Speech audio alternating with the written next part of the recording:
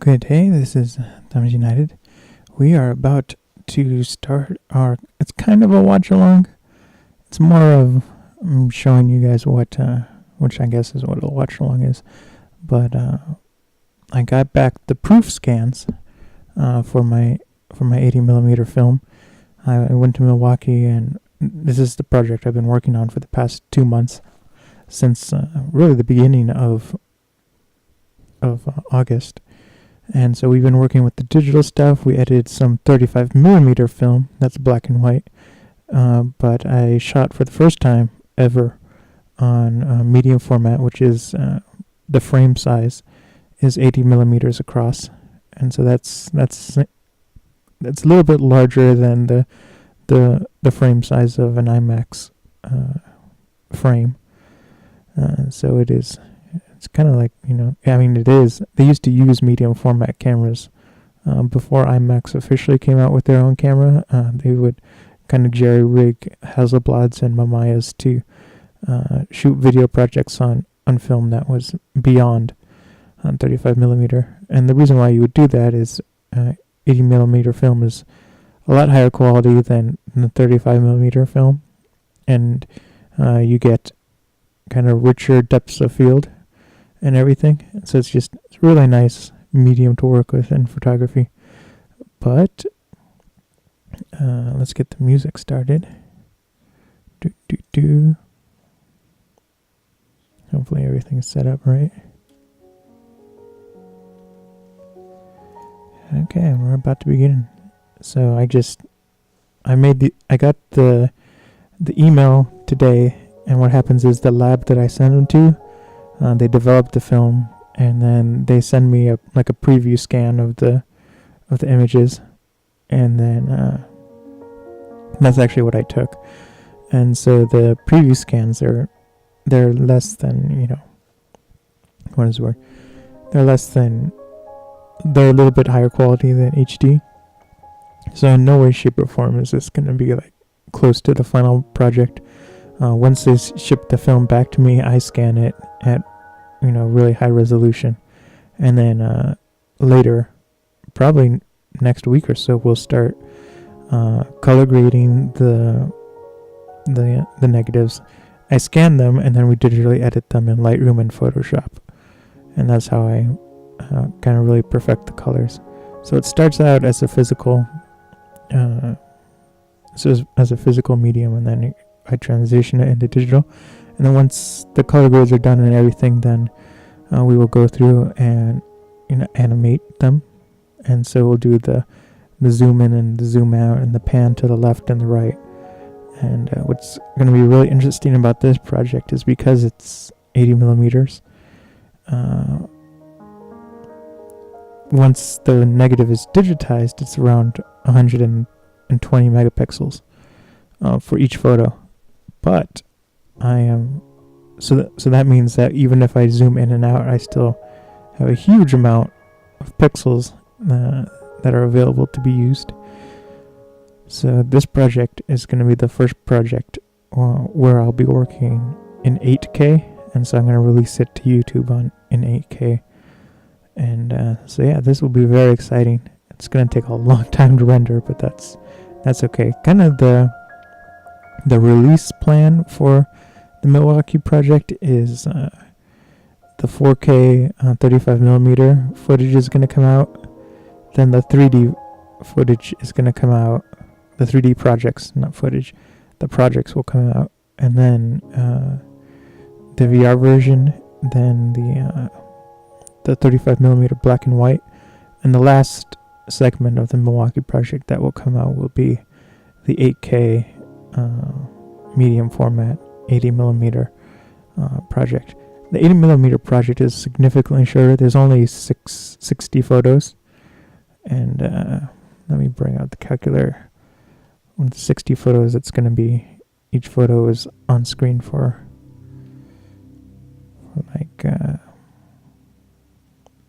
28 seconds.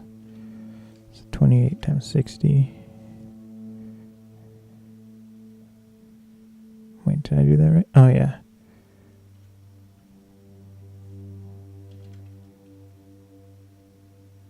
So that's going to be like 47 minutes.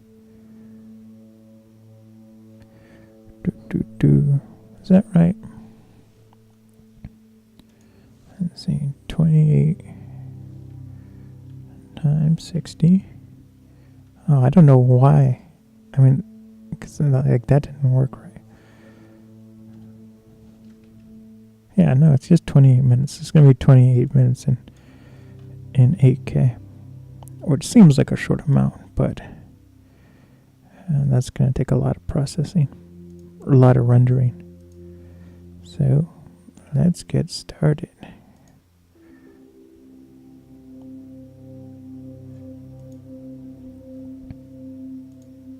Here we go. And again, these are the preview scans. They're nowhere close to the resolution we're going to be working on once we start working on the project. And this preview is divided into 5 parts, and yeah, each part is, I think it's like 6 or 8 minutes. So this was just outside my hotel room. Oh, and I am going to release a version of this preview to Patreon, but it's going to be more produced than this. It's not going to be me talking over. There will be music and background sound, just like the Milwaukee project. 35mm film previews that are black and white. They're up on YouTube, and you can find everything on the Flotation website.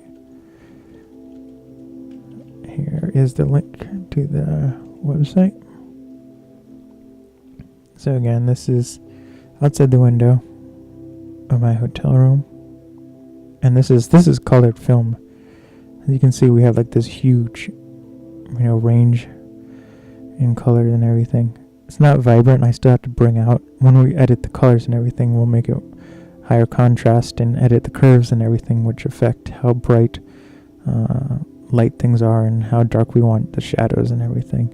So we're gonna change the photo significantly. This is just unedited photography straight out of the scanner.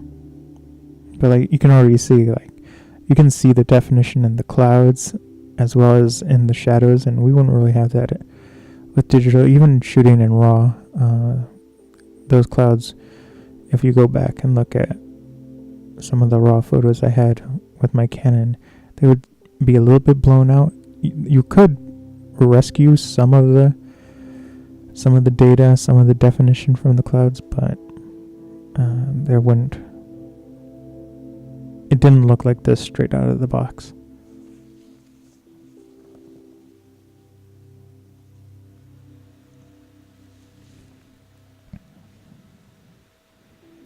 So this was just walking down the street. This is like the first day. I was pushing my grandma in the wheelchair, and we were just walking around, kind of exploring the city. It was really nice. And then this was early August. This was like August 2nd. No, it was like August 1st through... No, that's not true. That's a lie. It was August 6th through August 12th that I was there.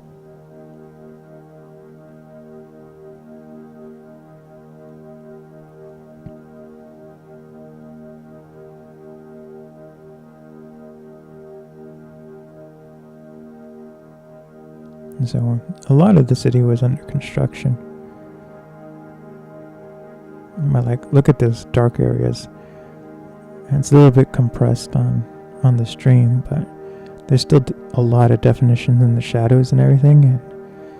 And with the digital camera, it just kind of bottoms out, even if you're shooting in RAW.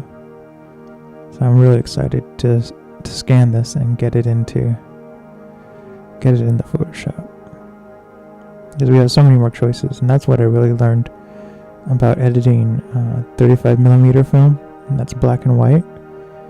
Like you can push and pull with so much more freedom, and like with the 35mm, like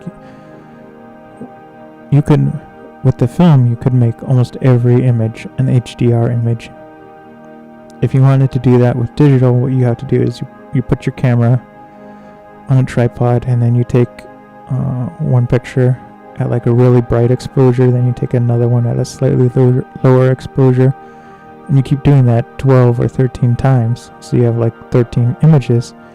And then in Photoshop you combine all 13 images, and Photoshop has a way where it will do a lot of it automatically, but it will make it look more surreal, where it will take from your underexposed images, and that's when like the places where your scene would be way too dark. Usually the sky would be perfectly exposed, so we'll take the perfectly exposed sky and combine that with an image that was too bright, but it has definition in the shadows. And so by doing that, you get a huge range of color and light that is impossible for the human eye to see. And so it looks kind of, I like it, but it does look kind of creepy and eerie.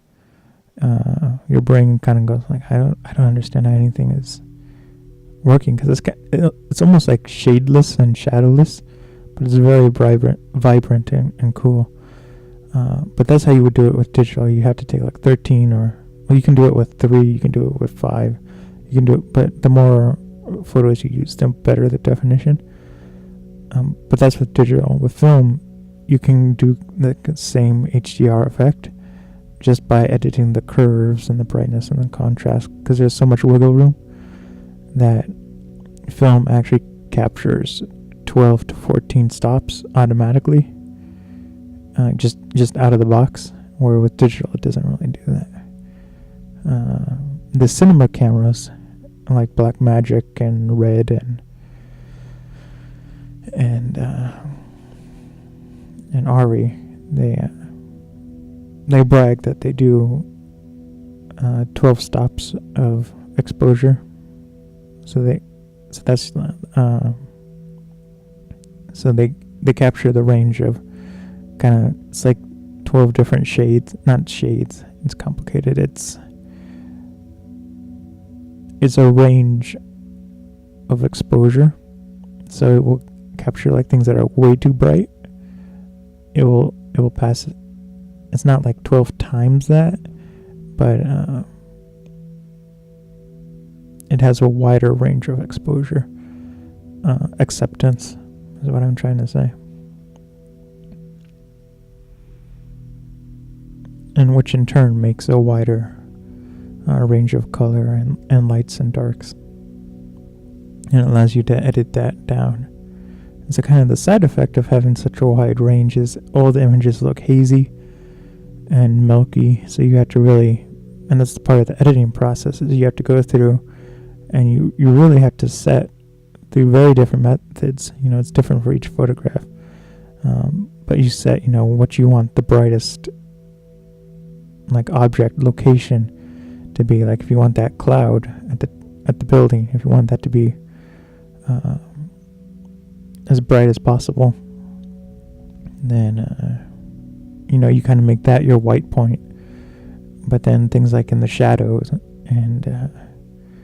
and stuff, if you want the shadow to be completely black, you have to like kind of wiggle your image into what you want. And you have to do that with digital raw, and you have to do that with film.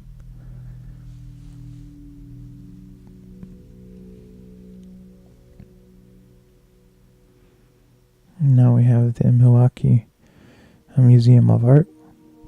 Those wings actually, they open and close. So while they're open, the museum is open. But when they're closed, it's usually like the end of the day or the museum's closed. If the winds get up to like, I think it's like past 40 miles per hour, then they close those wings. But they all move independently of each other, so it's really cool because it's like a flapping wing that opens up.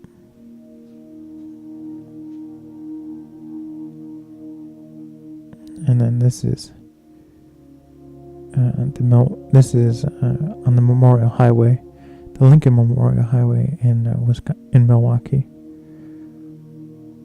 And so they have several recreational areas along this highway, and it's really cool. there is another section of the Milwaukee project that we're going to be editing kind of last, but that's going to live to tape, and so that's it's a time-lapse video, if that makes sense, where I do time modulation like you would with time-lapse photography, but instead of doing it with photography, I do it with videos, and you'll see all along the Memorial Highway. And this guy was like really nice. On the kind of to the right, I had my grandmother sitting on the sand, and he came up and talked to her and stuff. And I was like, "Good on you, mister." Because normally people ignore me and my grandmother when we walk around.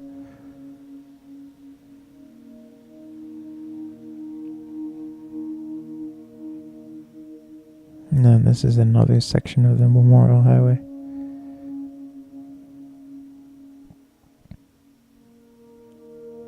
And like I said, these are just as unedited. The scans are, each image that was scanned is less than HD. Once HD resolution, once I get the negatives back and scan them, it's gonna take me a little while. Then they're gonna be over 120 megapixels, and like the file size is gonna be huge. It's gonna be around like 700 megabytes to a gig per image.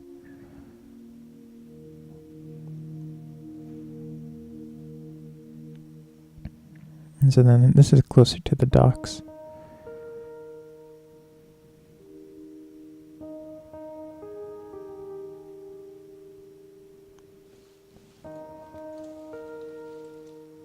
And then here's our store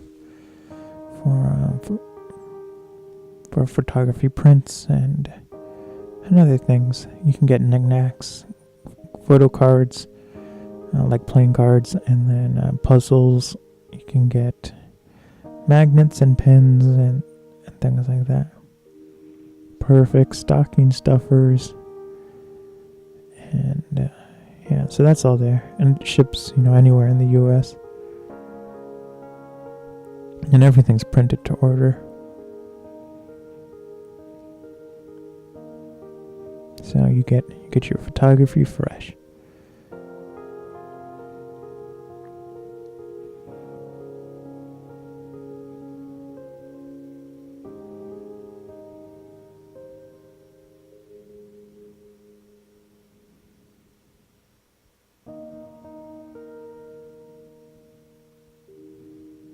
And this was episode 2. Now we have episode 3.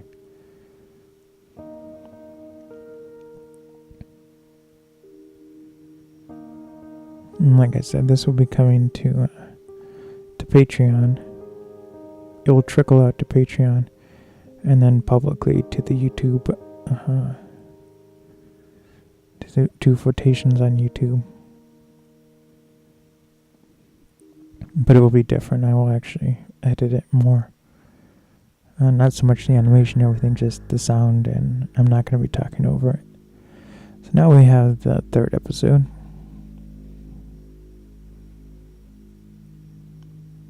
We're back in the city.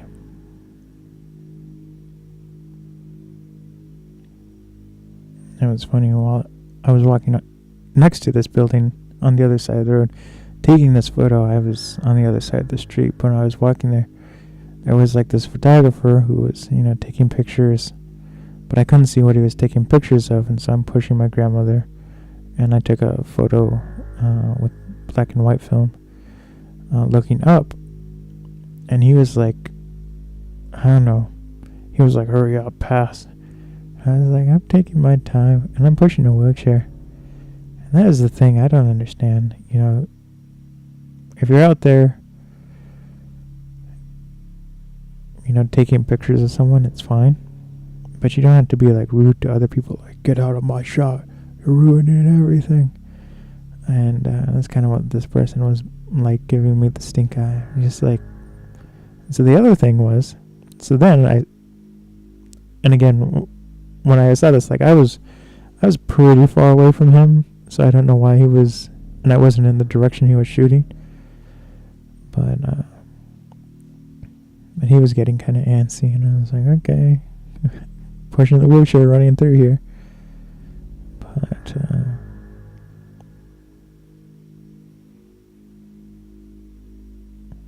yeah.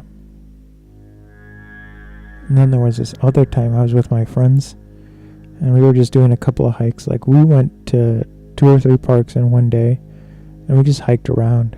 And then there was this one, we were hiking, and then we came up to this one photographer, and he was like dressed all in camouflage. He had the camouflage kit for the lenses, where for Canon, for whatever reason. They say it's for heat and everything, but their high-end lenses, high-end telephoto lenses, are white, so they stand out like crazy. So you can buy these kits. It's not really a kit, it's more like a wrap, like a vinyl wrap, and you put it on your lens, and then you can have it be black, you can have it be camouflage, whatever color of camouflage you want. So that's great for nature photographers. So this was obviously a nature photographer. And so my friend went up to him and he was like, "Oh, hi, nice to meet you." He was like, "What are you taking pictures of?" And the photographer, I kid you not, he didn't even look at my friend. He was just like, "Just go. I'm taking photos. I don't need to talk." And I was just like, wow. Like, that's obnoxious. I mean, you never know who's going to become your next client or something. But it's not like where we were, there were a ton of people that kept coming up to him. We were, deep in the 100-acre woods. We were like deep in the path, and like no one had gone before or after us. And that photographer was not having it. And then this is in the Milwaukee public market. That Vanagon is a place called On the Bus, and it's so good. They have vegan food, they have gluten-free food. Almost everything is vegetarian. I don't think they serve meat, but their sandwiches are phenomenal. I ate there 3 times in 2 days. I ate lunch, and then I was like, I left the market, and I was taking pictures in the city, and then I was like, I'm really hungry. So I was like, you know what, I'm going to go back to the same place for dinner. And I did, and the sandwich was so good. So good. And then for lunch the next day, I went there. It's rare to find a restaurant that serves good gluten-free bread. Like, usually the sandwiches are good, but the actual bread part is like either too soggy or it falls apart and stuff. But their bread was, really good. And the other thing is their portions were like normal sized. Usually when you order something that's gluten-free, the bread is like half the size of what a normal sandwich would be. It's like, yeah, so if you have like a normal sandwich you get from a restaurant, it cut in half, that is the sandwich you would get if you ordered it gluten-free. So that's the part that sucks, because I'm a tall guy, I'm 6 foot, and so when you have to, like, sometimes you just have to straight up order 2 sandwiches. And then the joke of it is that the gluten-free sandwich costs so much more. Not with On the Bus. On the Bus's prices were good, and their portion size was good, but in general, like whenever you order anything gluten-free, it's usually really small, and the price of a large amount of food. Like with Domino's, like I like Domino's. I like their gluten-free pizza, but it's like $11 for a small pizza, and the gluten-free pizza is their small size. It only comes in one size, so it's actually smaller than their small pizza. And then, like, the joke of it is, like, you can get a $5 large with like one extra topping, and it's like it's huge.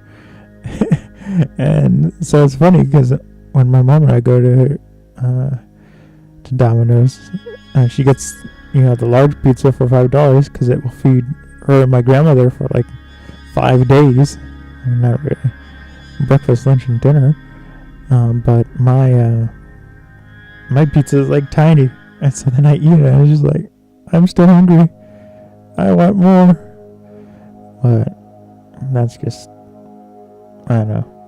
I want to make like a foundation or like some kind of certification that if you're going to offer gluten-free food, you have to offer it in like the same amount and reasonably priced as, non-gluten, as, food that does have gluten.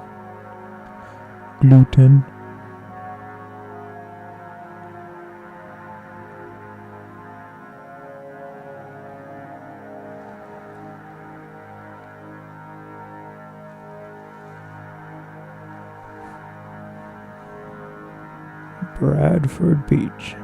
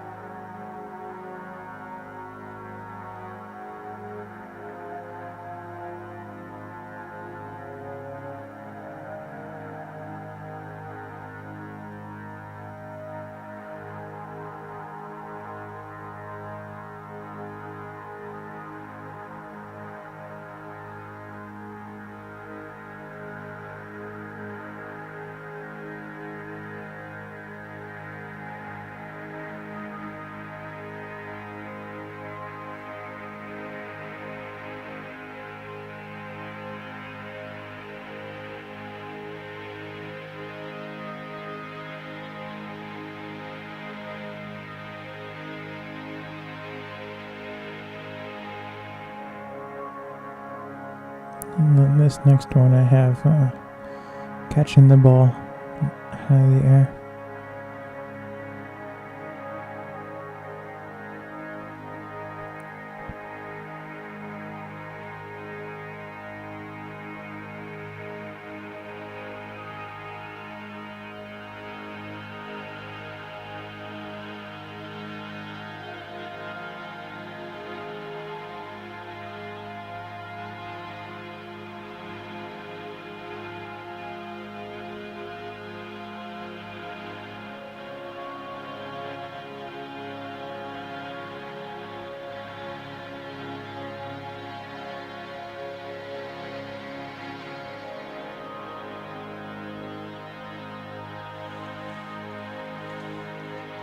And this is all the websites I run.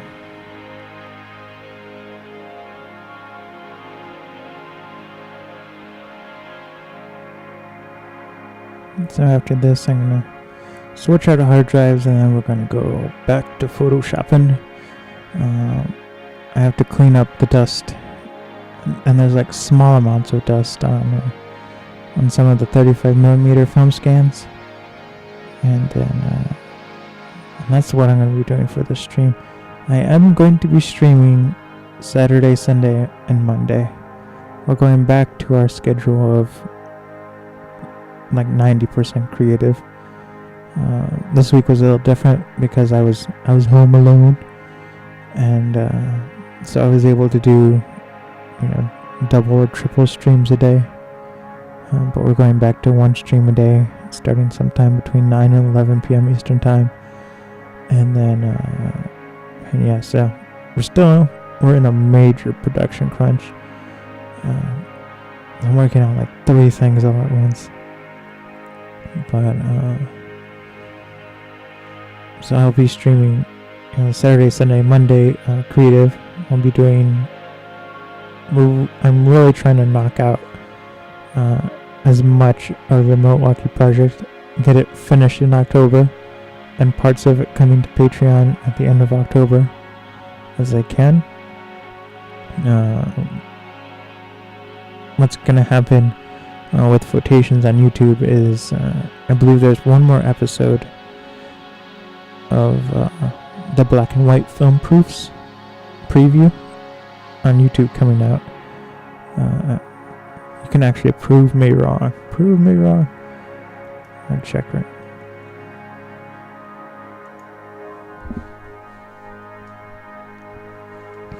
So on the schedule. I'm gonna check right now. Using my own links.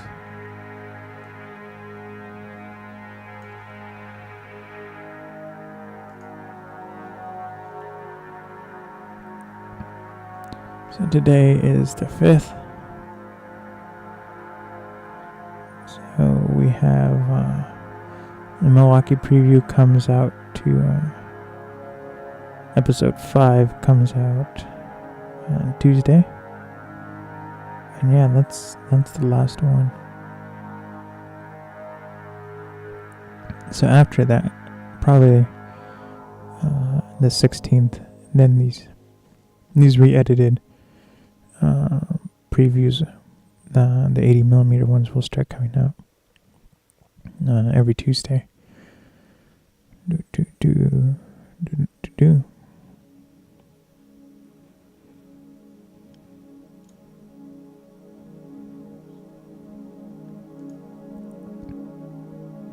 So yeah, and the month of October, a lot of stuff is going to start coming out. In addition to the film previews, the Project Park is going to start coming out soon. There's 4K, there's 3D, and then there's VR version.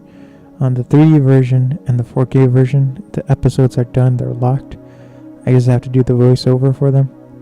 The VR versions, I still have to not proofrender, but kind of proofread the project, if that makes sense. I have to make sure that 3D is perfect and all that. But yeah, the Project Park will be the first series that debuts VR in VR and 3D. It's 180 degrees. It's not 360 degree video. It's just 180 degree video.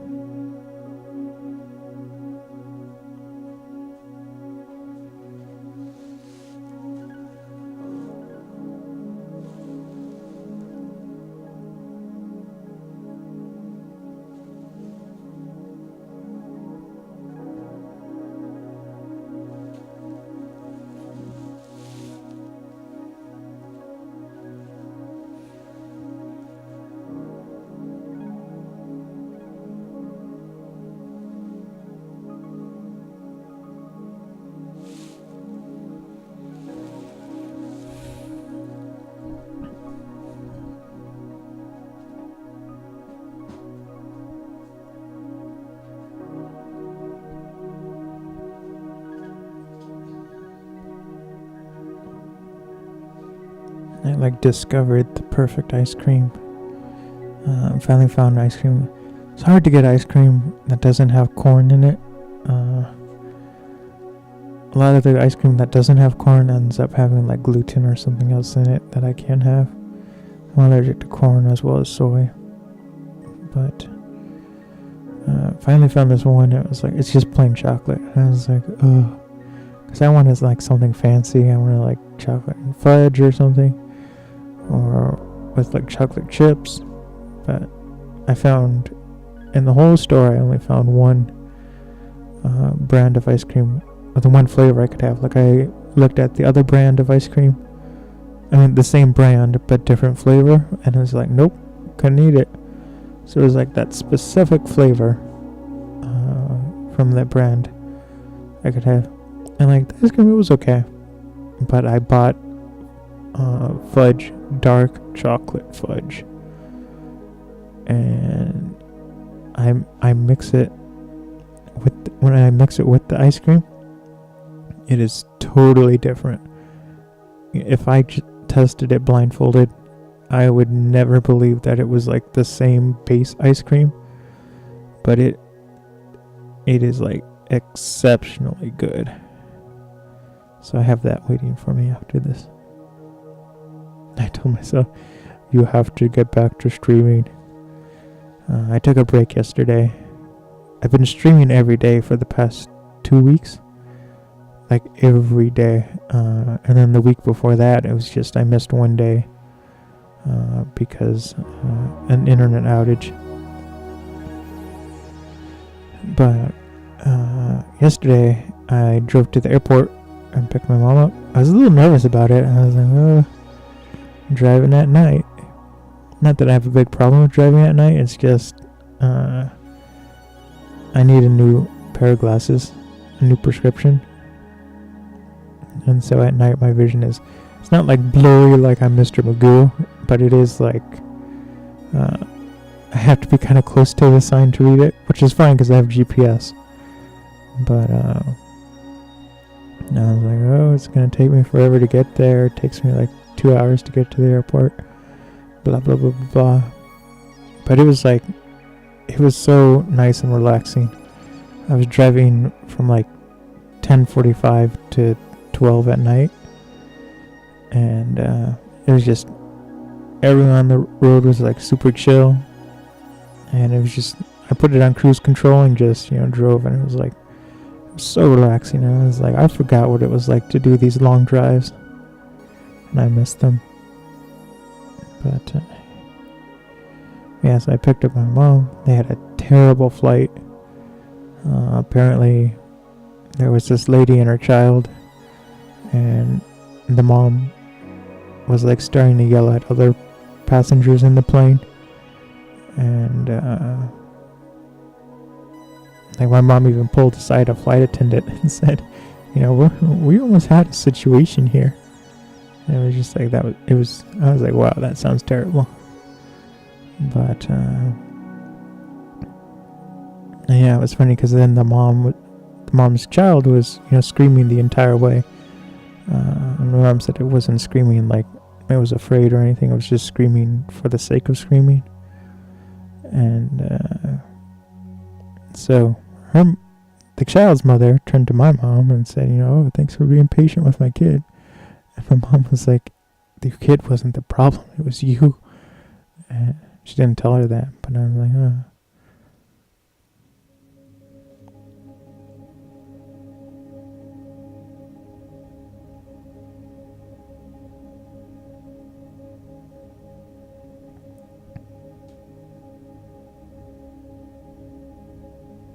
Okay, we have to see. Pretty sure this isn't looping over again. I'm gonna take a short break if it is. Yep, it's looping over. So now we're gonna get to photoshopping. I'm gonna take a short break. I have to change out the hard drive and kind of reset everything. It's gonna take me like 5 or 6 minutes. It's not gonna take me very long. I'm gonna put this slideshow up. So I hope to see everyone when I come back. I'm not ending the stream. I'm just gonna swap things out. So I'll be right back.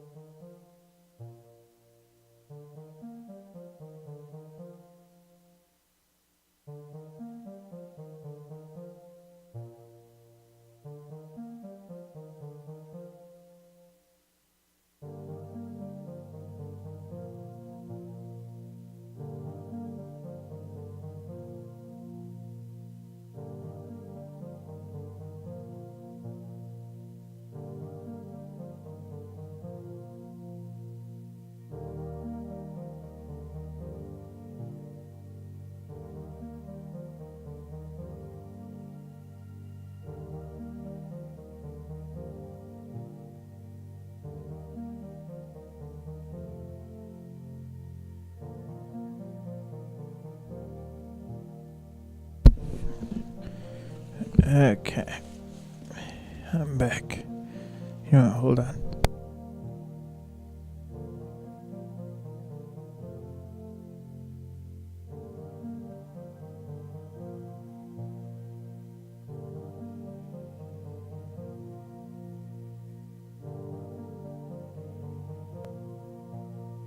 Okay, I'm back for real this time. For real. So I have Photoshop open, and it's funny, I have my tablet, not my tablet, I mean it is a tablet, but my stylus has, these buttons, and I map them to do keyboard shortcuts, like actual size and fit to screen, and then one saves it. And so if I'm not clicked on Photoshop, it will still do the shortcuts because it's just keyboard commands. But it will, a lot of times, like I'll try to change something in the browser, and then I do the shortcut to save because I think I'm back in Photoshop, and nope, tries to save what's it called, saves a web page. And Chrome's like, you have to say where to save it before you can continue with any other program. I'm like, that keeps tricking me.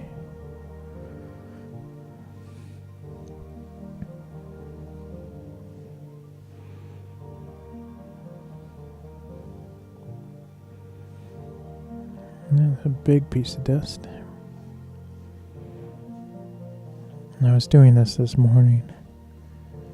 I was like, oh, I didn't even tell you guys the best part of today. The best part. So, I picked my mom up from the airport yesterday, and I'm like, just to let you know, I'm going to an event. There's an open night mic I'm going to go to, and that was today. So I woke up and I was just like, I don't know what was up, but I was like, well, actually, when I went to bed, I was really anxious. Not about the event. It was just like, I had this ball of energy, and it didn't make sense because I didn't eat anything extra with extra caffeine or anything. It was just like, it was uncomfortable amount of energy. And I was like, just relax, go to sleep. And so I woke up, and I still had, a lot of energy. I didn't sleep well. And so eventually the energy kind of went away, but instead I was like kind of sad and more anxious. So it wasn't just energy anymore. And I was like, this is really weird. So I drank some, calming tea. It's lemon balm tea, which is, it's really supposed to help you relax and, gets rid of anxiety, and it helps your muscles and everything. But, so I drank 2 cups of that, and then I started to feel it work, and I was like, oh, thank goodness, what was that? And so then I went out and ate with my mom, and I felt so much better. So I think that's what it was. I've been getting like these weird, really weird, like blood sugar reactions, and I think that's what was happening last night. I did eat some French fries, and they probably had something like peanuts in them, or in peanut oil or something. So I wouldn't be surprised if that was my reaction, why I felt like I was high energy. I was probably about to have a heart attack. And that's probably what I was feeling. But, because I'm allergic to peanuts as well. And that actually is one of the reactions, is I get chest pain. But, so after I ate, I was feeling pretty good. I packed up my camera to go to this open night mic. I was like, this is perfect. It's going to be awesome. And so I drive the car, find the parking lot, free parking free parking after 6 p.m. And I'm like, oh yeah, this is awesome. And so I park, way downtown, and then I walk up, a considerable amount. But parking was free, so that, that's okay. I'll walk a mile for free parking. You're not getting my bucks. But, so I get to the event center. That's not what it's called, but it's just where the event was supposed to be. And lights off, nobody there. I kid you not. I guess the event was canceled, but they didn't post it anymore. It's just like, seriously? So not only was the event canceled, they still had the flyer in the window for the event that day, that time. Like, I was 15 minutes late. And, nope. So I thought that was funny because this is the same area. It's the same building where I went to 2 weeks ago. Then I told everyone about it. I'll tell you the story in a second. As soon as I switch photographs.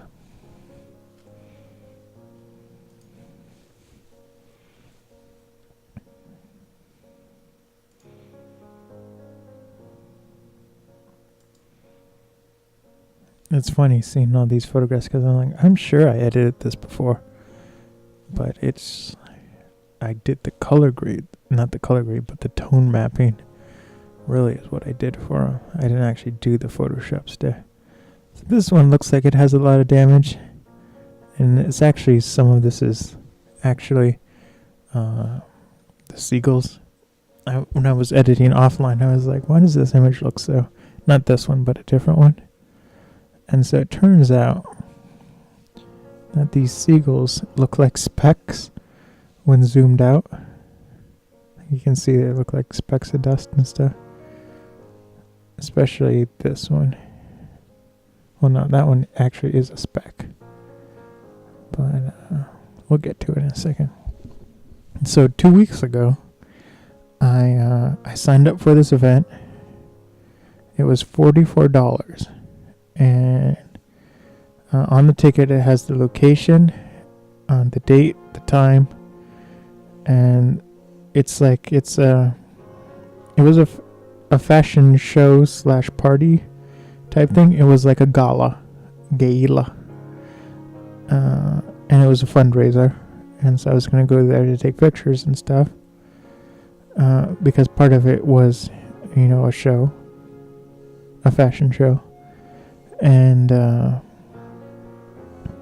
so I got ready, man.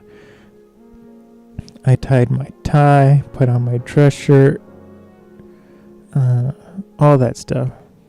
I mean, if you have me putting on a tie, number one, I have to go and find a YouTube video of somebody tying a tie, and then I have to do that on myself. And it's not easy to follow a YouTube video and then look in the mirror and do it. I mean, it's confusing on so many levels in terms of mirror image and everything. And then you get some of the YouTube videos of tying a tie where they're actually doing it in mirror.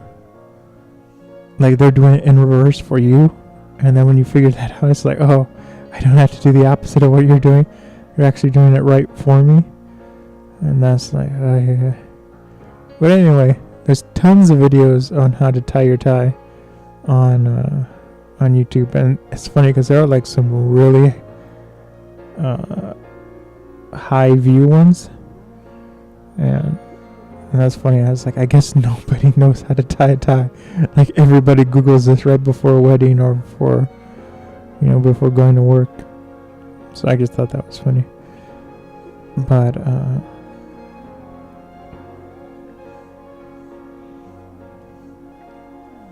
so anyway, so I got ready. It was a huge production. Getting ready, getting all the camera stuff ready. A couple of days before, I created this rig. I have like this changeable shoulder mount that you can really configure like into 1,000 different ways. It's not really 1,000,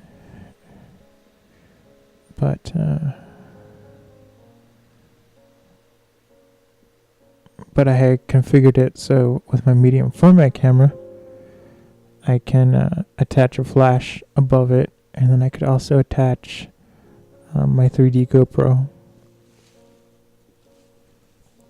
And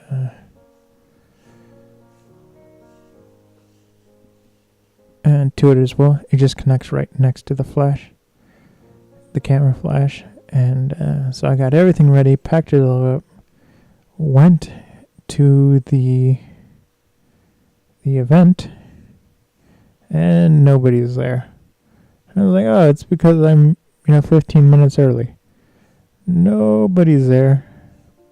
After the 15 minutes, I'm checking my email, nothing. I look at my ticket, I'm at the location. I check it in Google Maps, it says I'm there. I even check it in Apple Maps, it says I'm at the location. So I'm like, okay, so there's nothing going on here. And so I was like, you know what, I will go back home and double check online. So I went back home, checked online. Nope, I was at the right location. And so I'm like, okay, well, I guess I'll go back. So I went back, and still nobody's there. The building's closed. And then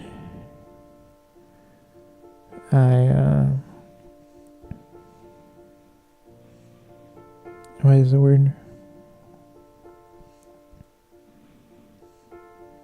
And so then I'm like, maybe they changed it to someplace else and didn't tell me. So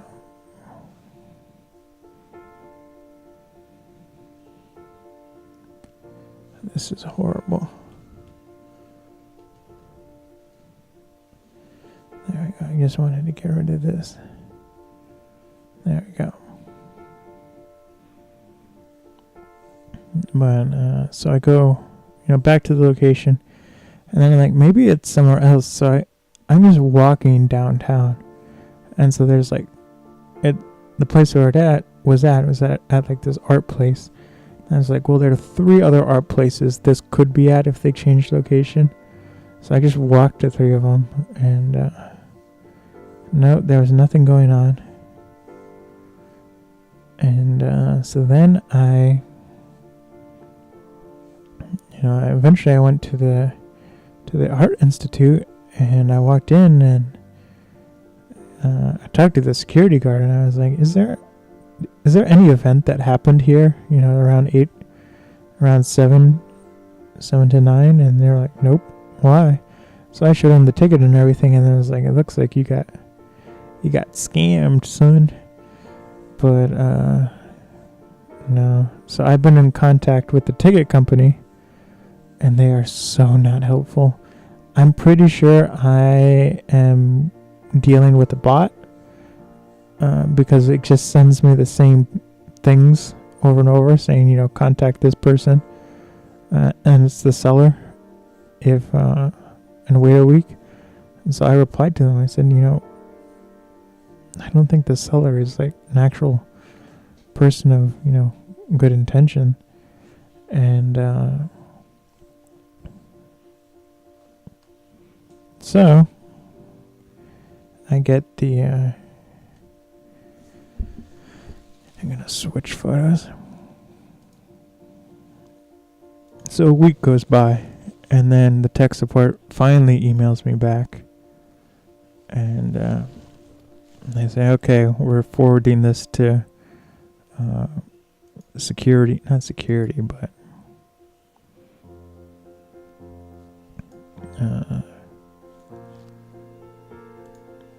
well, yeah, like to their security and fraud department.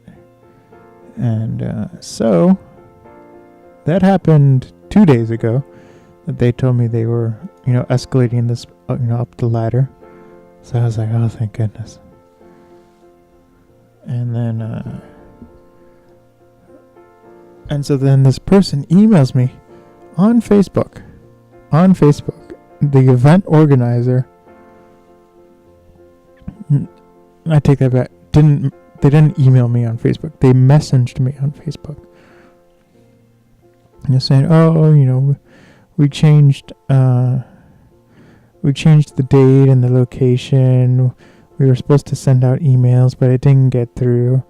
And it didn't get through to everyone. Sorry for the inconvenience. And I was like, one, how did you find me on Facebook? That's not creepy at all. And then two, like the whole system, you're supposed to go through email. So I'm like, why is this person contacting me through Facebook and not email? And then the whole thing is like really weird. So I'm going to reply back to them tonight, but it's just like, and they said they're going to refund the money, which is fine if they do it. But it was just really weird. And so that's kind of the other story where I got, what is the word? I got hoaxed. I got punked.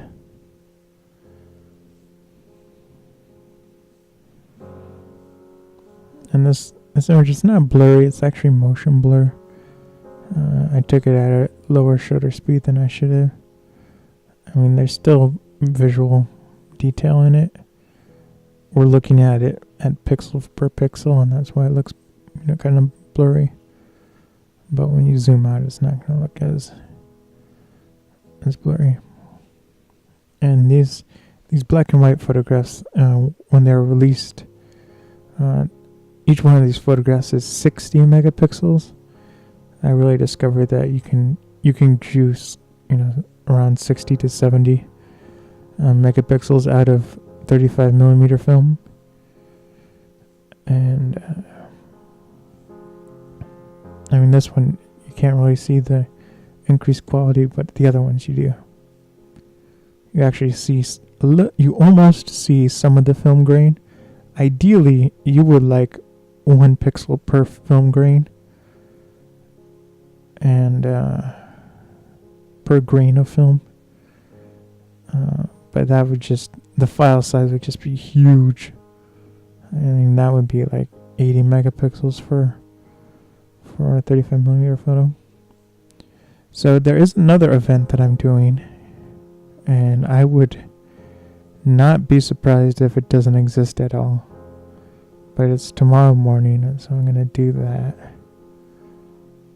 And see how it goes. And the joke of it is I preloaded my film, which I have to stop doing. I have to load the film once I'm at the event. But I loaded ISO 400 into my medium format camera, which is going to be fine because it's supposed to be raining tomorrow, so it's going to be like darker. But if I'm shooting outside, you want the lowest ISO you can, so you prefer ISO 100 because that's the lowest, what is the word? That's the smallest amount of grain size, film grain. And so the smaller the film grain, the higher the resolution, the higher the detail level of the photograph. And it also means lower noise level, but it also means that the film, and this is true for digital, is less sensitive to light. So if you're shooting at ISO 100, you need to have it really brightly lit and everything. But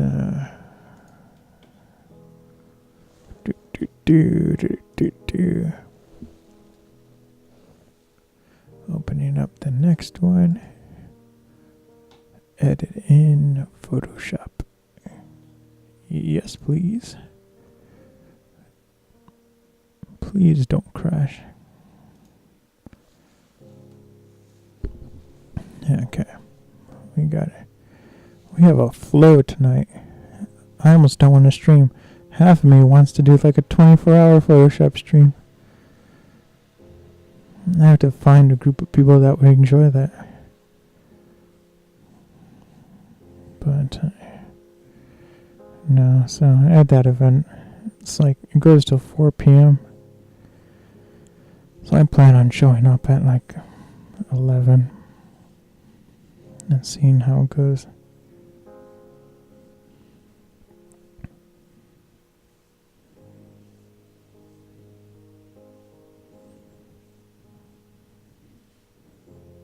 I was doing this offline. Like I said, something happened. It was like, now that after talking to everyone, I'm pretty sure it was an allergic reaction, because it was just like, it just felt like, not my mind was racing, but my body was racing. And it was just, a lot of energy, and didn't know what to do with it. And I was almost panicked, But no, that died down. But then, once it died, I was kind of mopey. I was like, I don't know what to do. And that's not like me. Like, usually I have 5 or 6 projects I'm ready to work on. And if I'm stumped on one, I just switch over to the next one and take off and then come back to the one I was stumped on. But I was just like, I sat at the computer and I was just like, I couldn't even think of a video I wanted to watch on YouTube or on Twitch. I was just like, And so I spent like 15 minutes just browsing. And eventually, so I finally decided, I was like, okay, I'm going to drink, not an extra pot, but I'm going to have one more cup of coffee, and I'll drink, and I'll, load up Forza, and just drive around and see if I wake up. And so I did that, and I was like, still feeling anxious, so I made the tea, like I said before, and then I was just like, you know what? I always have to Photoshop every day. I'm at about 50 photos I photoshopped for the Milwaukee project, doing this dust removal. Hey, Mediocre Hats, nice to see you. Medio Hats. And so I forgot what I was saying. Oh, so I just sat there and started photoshopping, and for whatever reason, this really brings up my mood level. I don't know why. It's like cathartic almost, busting that dust. But so that's kind of why we're doing this now, and not video editing. And then the other thing is, we have, like, I've done 40. We have 120 more photographs to do, and it's taking takes 5 minutes per photograph. So I really have to get doing this, get this done.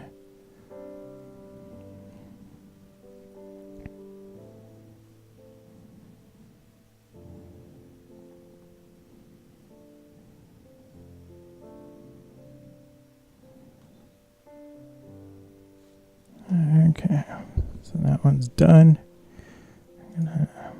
The reason why it takes me so long to switch from Lightroom to the next one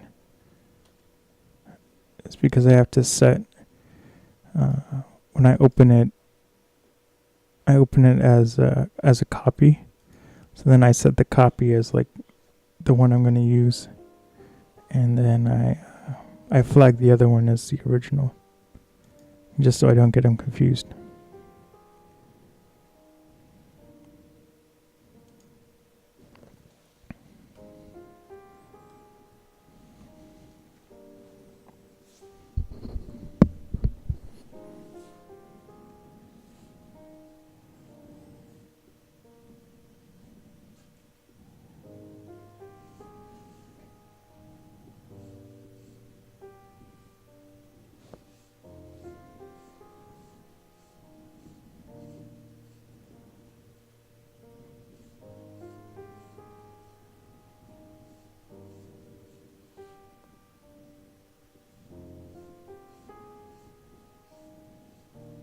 And a lot of these photographs don't have a ton of dust, because I was so much more careful scanning them.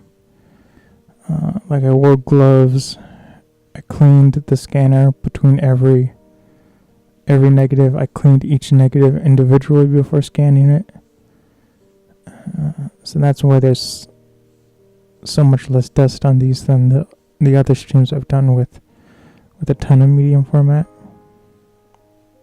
with most of the medium format.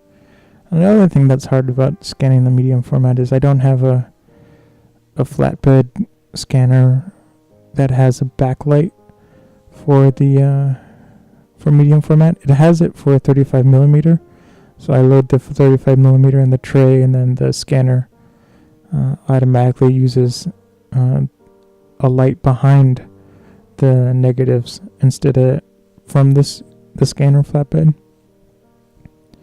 But I have to make my own version of that for the medium format.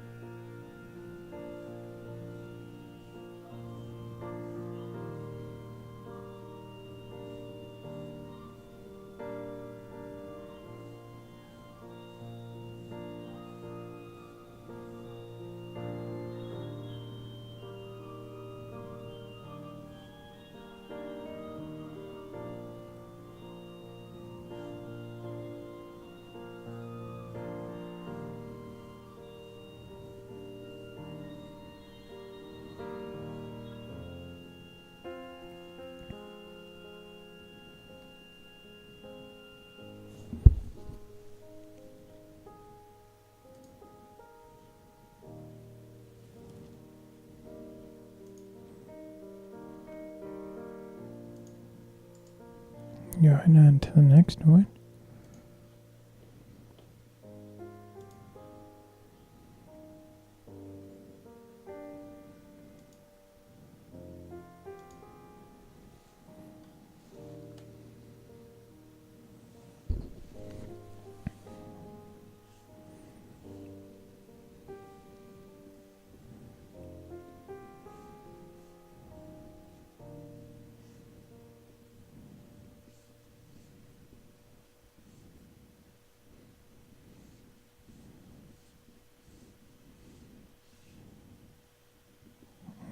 I thought I saw a piece of dust trying to get away from me.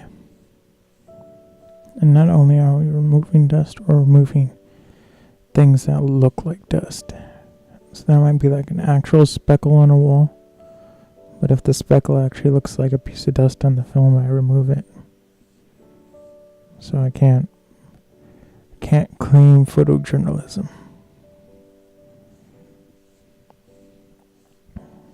These images are doctored. Doctored, I say.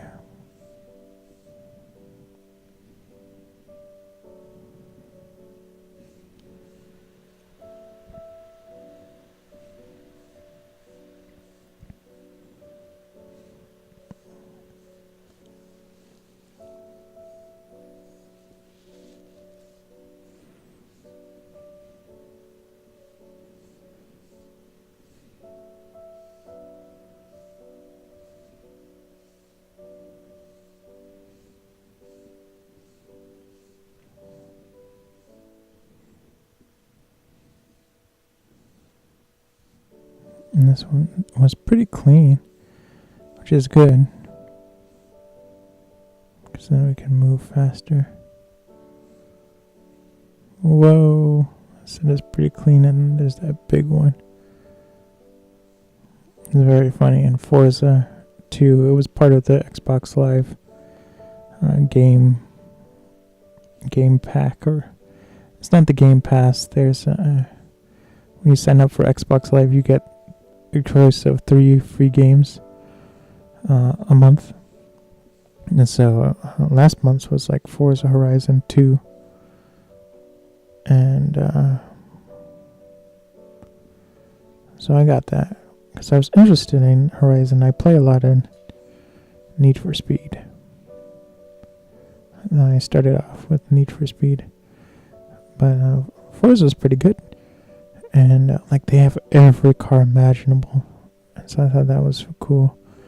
But I've always complained, like with Need for Speed, you never really have a Mini Cooper, and they're like my favorite car. I used to own one. What happened was a tree fell on it, and it was totaled. So I'm saving up to get another one. But so I'm looking through Horizon, and I'm like, first off, they have a BMW 2002, which is, and they even said it in the game, like, this is a cult classic. In 2002, it's not the year 2002, it's the model number 2002. 2002 came out in like 70s, 80s, but it is like, it's a good car. But so I thought that was funny that they even had the 2002, but then they had the classic Mini and the Howard Cooper Works, and that was awesome. I was like, thank goodness. So I'm like driving around in the Mini in like first person perspective. I was like, this reminds me so much of when I used to drive my car. And like the dashboard is really accurate.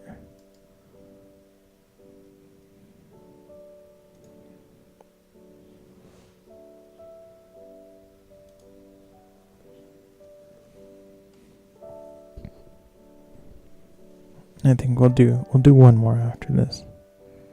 I'm getting a little tired.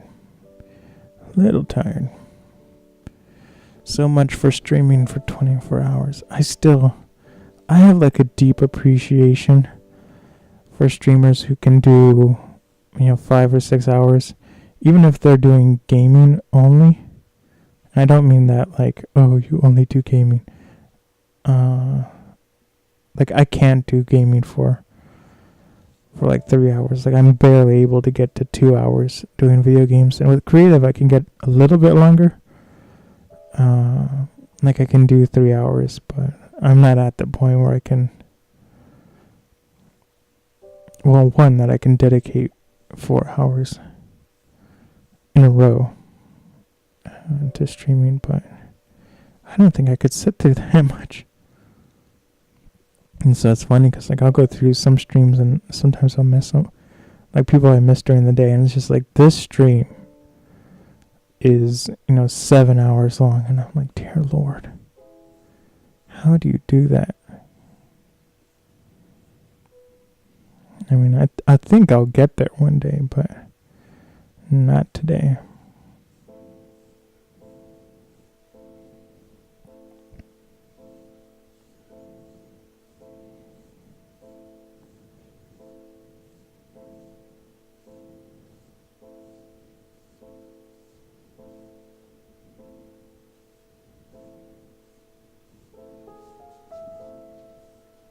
Looking for dust. Looking for dust.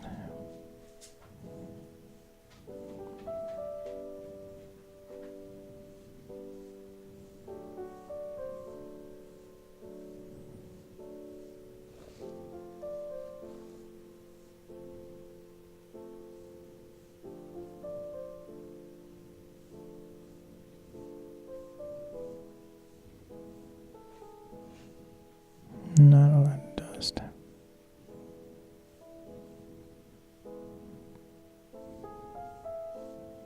Oh, some of it's trying to sneak past me.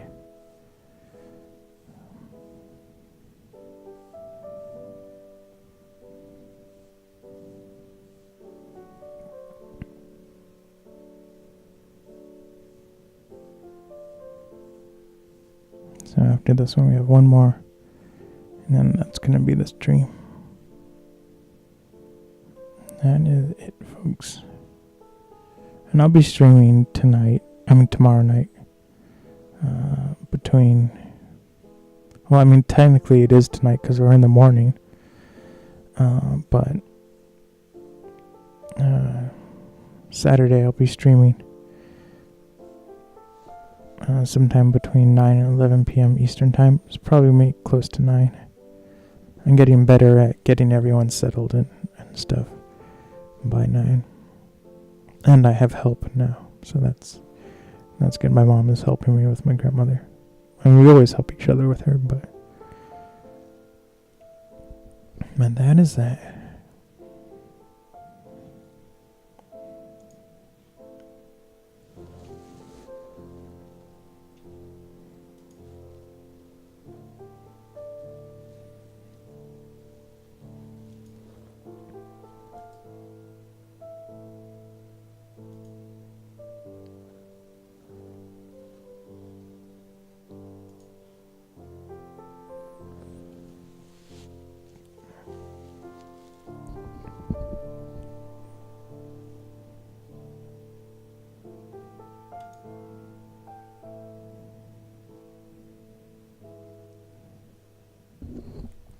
Okay, so I see an issue with this.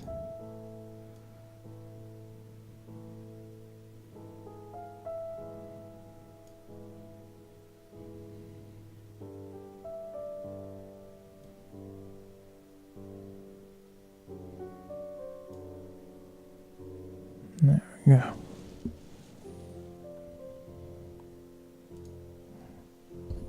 So I had to crop it down a little bit. It was just the edge of the frame was still visible.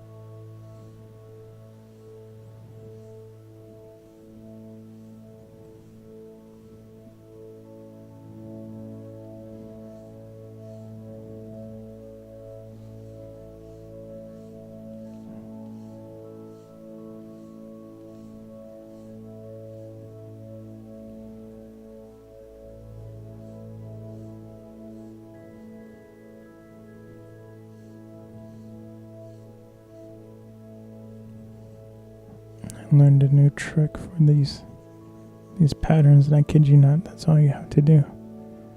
For whatever reason, using those squiggles like that really busts these distortions up.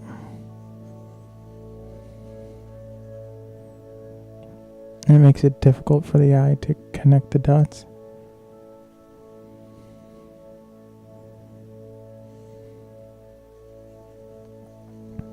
And it's not a thumbprint. It's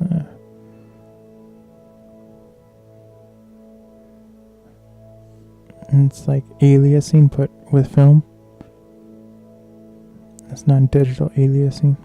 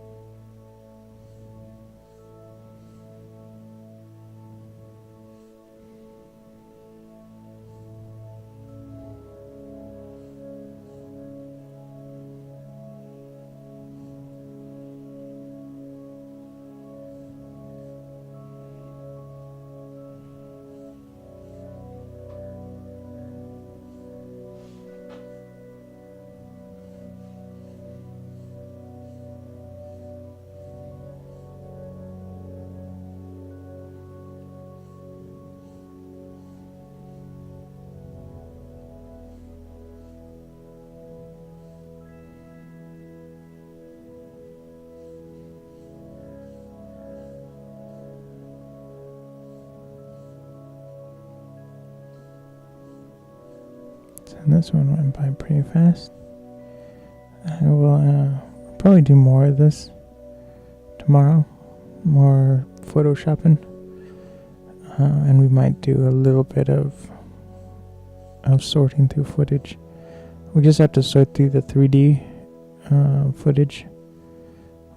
We're getting close to being we're getting closer to the animation part of of the project, which is my favorite part. Just have to get everything organized into each of their episodes. And I have a way now that we don't have to, the VR version, once I edit the 3D version, I'm just gonna duplicate that project and remove everything that's only 3D. So it's only gonna be VR stuff left. And then I'll edit the other 3D project with animation and everything. So that's gonna save us a considerable amount of time. And then I have to start writing the scripts for Project Park, which I'm not putting off, it's just I'm waiting for free time. A free time where I can sit, and it's not the writing, it's like I have to do a lot of reading. So I want to, curl up by the fire, so to speak, and read a lot of stuff. So I want to thank everyone for coming out. This has been a fun stream. It was really exciting seeing the medium format negative scanned. And the medium format, it is the same size as the IMAX film. So it's really high resolution, really high quality photography we're going to be dealing with over the next couple of weeks. And I can't wait to get started. The film lab is sending me back the negatives. And so I'll be scanning that probably all next week. Or this coming week. And then the week after that, we'll probably start editing them in Lightroom and Photoshop. And then, like I said, we'll be doing more Photoshop tomorrow, as well as video editing, starting sometime between 9 and 11 p.m. Eastern Time. And we'll go kind of late-ish into the night, like 1 or 2 a.m. Yeah, so that's it. Thanks for tuning in. See everyone soon. Have a good day. Bye-bye.